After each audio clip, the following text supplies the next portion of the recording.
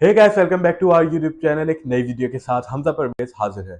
आज की इस वीडियो में हम जानने वाले हैं माइकल पोर्टर के 5 फोर्स मॉडल के बारे में। ये एक बिजनेस एनालिसिस टूल है जो कि किसी भी कंपनी को, किसी भी ऑर्गेनाइजेशन को कॉम्पिटिटिव एडवांटेज को अंडरस्टैंड करने में हेल्प करता है। इसके पांचों जो टूल्स है हमारे पास, जो 5 फोर्स मॉडल है हमारे पास, इनको हम एक एक करके अंडरस्टैंड करने की कोशिश करेंगे। इसको हम एग्जाम्पल के साथ समझेंगे ताकि आपका कॉन्सेप्ट क्लियर हो जाए। तो चलिए जी, स्टार्ट करते हैं अपना लेक्चर।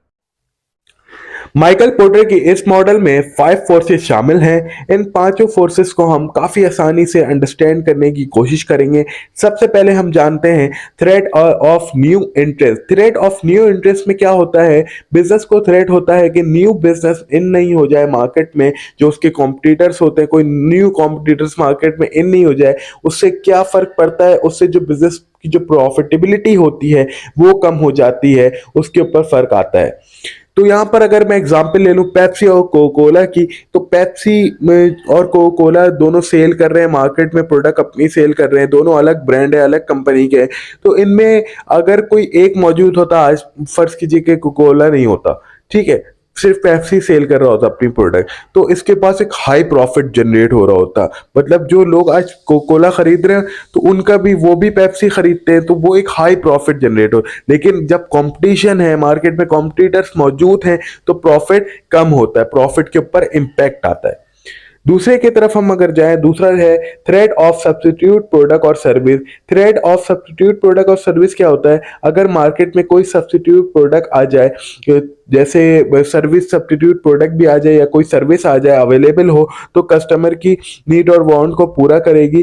तो इससे मार्केट में कंपटीशन क्रिएट होता है। इससे मार्केट में जब कंपटीशन क्रिएट होता है तो बिजनेस के जो प्रॉफिटेबिलिटी है उस पर भी इम्पैक्ट आता है। यहां पर मैं अब बात कर लेता हूं, करीम की बात कर लेता हूं और बाइकिया की बात कर लेता हूं। करीम भी सर्विस ऑफर करता है ट्रांसपोर्टेशन की, बाइकिया भी सर्विस ऑफर करता है ट्रांसपोर्टेशन की। अगर आज के दौर में बाइकिया नहीं मौजूद होता, करीम होता, लोगों को अगर सिर्फ एक बंदे को कहीं जाना होता तो वो उसको कार करवानी पड़ती। लेकिन बाइकिया की वजह से आज अगर मुझे सिंगल बंदे को कहीं जाना हो तो वो बाइकिया पे भी जा सकता है, बाइकिया पे राइड बुक करवाए, वो बाइक को बुक करवा ले और वो जा सकता है। तो मतलब एक सब्स्टिट्यूट प्रोडक्ट मौजूद है। ट्रांसपोर्टेशन तो दोनों प्रोवाइड कर रही है, नीड तो दोनों से फुल हो रही है, लेकिन क्या कि इससे आपकी शायद कॉस्ट कम पड़ रही हो, उस वाली प्रोडक्ट से कॉस्ट ज्यादा पड़ रही हो, तो लोग फिर उस चीज को प्रेफर करते हैं जो इसमें कॉस्ट कम हो रही हो, जो ज्यादा सुटेबल हो। तो उससे क्या होता है, बिजनेस के प्रॉफिट जो होते हैं उसके ऊपर इंपैक्ट आता है, वो कम होते हैं। तीसरा जो है बार्गेनिंग पावर ऑफ बायर। आपने अक्सर देखा होगा कस्टमर के पास एक एबिलिटी होती है कि वो बार्गेनिंग करता है, मतलब जो प्रोडक्ट एंड सर्विस है उसकी प्राइस को नेगोशिएट करने की कोशिश करता है, वो उसको रिड्यूस करवाता है। तो इससे क्या होता है, मार्केटर या बिजनेस का जो प्रॉफिट होता है उसके ऊपर इम्पैक्ट आता है। क्योंकि आपने अक्सर देखा होगा जो बिजनेस कर रहे होते हैं या शॉप वाले, अक्सर हम लोग कोई कपड़े वगैरह लेने, क्लॉथ्स वगैरह लेने जब जाते हैं, हम उस पर बार्गेनिंग करवाते हैं। उससे क्या होता है कि हमें 500 1000 रुपए का डिस्काउंट तो वो दे देते हैं शॉप वाले। उस वो वजह क्या है देने की? हालांकि उनका प्रॉफिट कम होता है, लेकिन वो वजह क्या है? वो लॉयल कस्टमर बनाना चाहते हैं, वो आपको रिटेन रखना चाहते हैं। जब आप सेटिस्फाई रहेंगे और आप जब उनके लॉयल कस्टमर बनेंगे तो आप, तो उनका ही फायदा होगा। भले वो अभी के लिए प्रॉफिट को कम रखते हैं, लेकिन वो फ्यूचर के बारे में सोचते हैं। फिर उसके बाद फोर्थ की हम बात करते हैं bargaining power of supplier. Bargaining power of supplier में क्या होता है कि सप्लायर के पास एबिलिटी होती है इसकी, वो प्राइस को कंट्रोल कर सके, वो क्वालिटी को रिड्यूस कर सके। इस तरह से मार्केटर या सेलर का प्रॉफिट पर इंपैक्ट आता है। किस तरीके से? सप्लायर के पास ये एबिलिटी होती है कि प्राइस को वो कंट्रोल करता है, ठीक है। अगर प्राइस को वो, आप किसी से रॉ मटेरियल ले रहे हैं, ठीक है, उसने प्राइस को थोड़ी सी, प्राइस को तो उसके हाथ में कंट्रोल है कि वो किस प्राइस में आपको दे। उसने क्वालिटी थोड़ी कम कर दी, क्वालिटी जब कम कर दी आपके जो फिर आपने उससे रॉ मटेरियल परचेज किया, लेकिन आप जब प्रोडक्ट बनाए तो उस प्रोडक्ट की भी क्वालिटी खराब होगी, क्योंकि जब रॉ मटेरियल की क्वालिटी खराब है तो प्रोडक्ट की भी क्वालिटी खराब होगी। जब आप अपने कस्टमर को देंगे, वो फिर कस्टमर सेटिस्फाई नहीं होगा तो आपकी प्रॉफिटेबिलिटी पे इम्पैक्ट आएगा, क्योंकि दोबारा वो कस्टमर आपसे परचेज नहीं करेगा। वो बोलेगा यार इसने तो मुझे ऐसी क्वालिटी का की प्रोडक्ट प्रोवाइड की है, तो इससे मेरा नुकसान हुआ, कभी आपके पास दोबारा परचेस करने नहीं आएगा। तो इसीलिए जो सप्लायर होता है उसके पास भी एक एबिलिटी होती है। तो हमें ये सब पढ़ने का हमारा जो मेन मकसद है, हम इन सारी चीज़ों को मैनेज करके चले, इन सारी चीज़ों के ऊपर चेक एंड बैलेंस रख के चले। फिफ्थ लास्ट जो है उसमें हम लोग बात करते हैं कॉम्पिटिटिव रिवलरी विद इन इंडस्ट्री। इसमें क्या होता है कि जो एग्जिस्टिंग जो हमारे पास फर्म होती है कंपटीशन में क्या लेवल है, अगर इंटेंस है तो कंपनी को अपनी पॉलिसीज को रिफाइन करना होगा, क्योंकि जो इसे मार्केट शेयर और प्रॉफिट जो होता है उसके ऊपर इम्पैक्ट आ रहा होता है।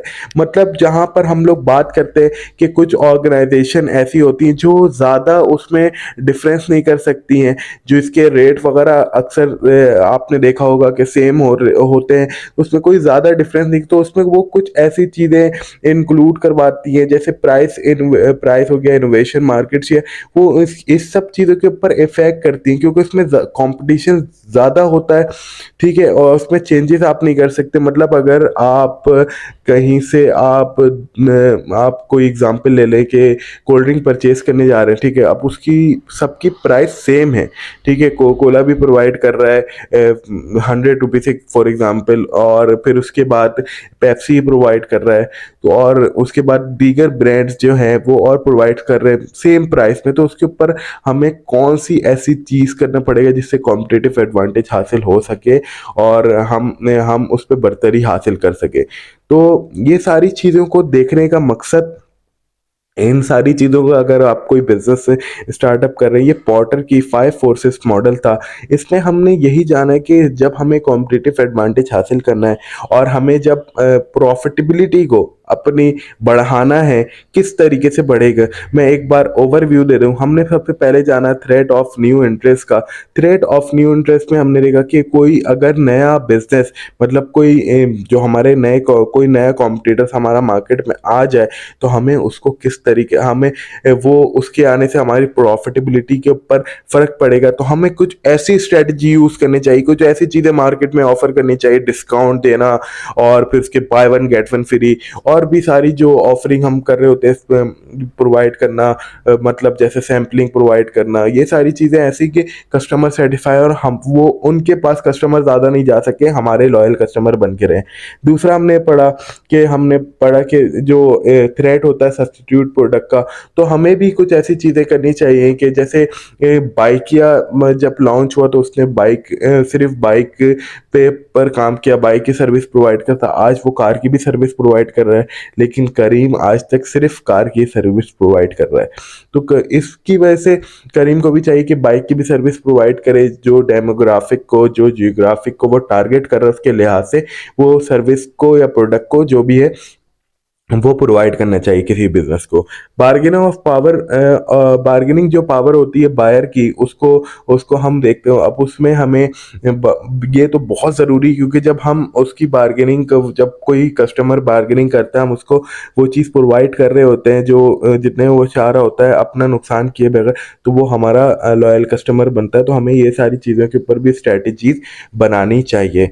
फिर उसके बाद जो फोर्थ था बार्गेनिंग पावर ऑफ सप्लायर, हमें सप्लायर को सेटिस्फाई रखना चाहिए, उसको जो हम उससे परचेज कर रहे हैं, जो माल परचेज कर रहे हैं, उसके जो ट्रांजेक्शन है, उसकी कॉस्ट वगैरह, प्राइस वगैरह, उस सारी को फुलफिल करते रहना चाहिए ताकि वो हमें अच्छी क्वालिटी प्रोवाइड करता रहे।